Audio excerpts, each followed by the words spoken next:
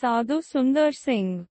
On 3rd September 1889, Sundar Singh was born in a rich Sikh family in Rampur village, in the state of Patiala, otherwise known today as the state of Punjab. By the age of 7, he had already memorized the Bhagavad Gita. At 16, not only had he mastered the Vedas, the ancient sacred books of Hinduism, but he had also read the Holy Quran, the sacred book of Islam. He then got acquainted with some sadhus who taught him yoga. Owing to his mother's connection with some women from a British mission in Rajpur, Sundar was able to enter the school run by the missionaries.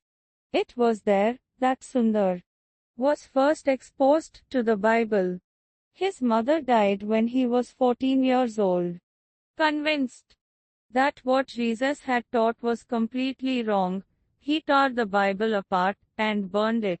He even threw stones at preachers and encouraged others to do likewise. However hard he tried, he could not find the peace he kept seeking for in his own religion. He reached a point in his life where committing suicide crossed his mind.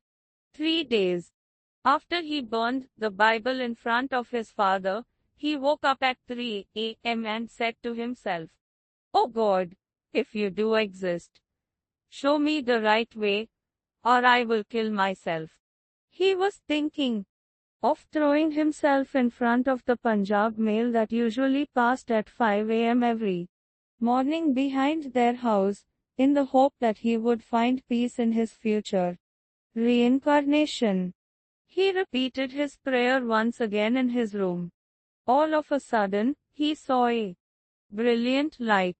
At first he feared that the room was on fire. But nothing happened. He then thought that it might be an answer to his prayer.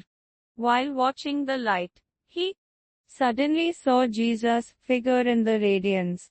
He then heard a voice in Hindi saying, "How much longer are you going to search for me?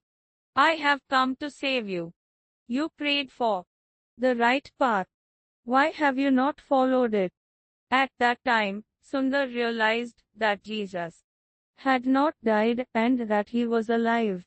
Sundar fell on his knees before him and experienced an astonishing peace in his heart which he had never felt before. The vision disappeared, but peace and joy lingered within him. On his 16th birthday, he was publicly baptized as a Christian in the parish church in Simla.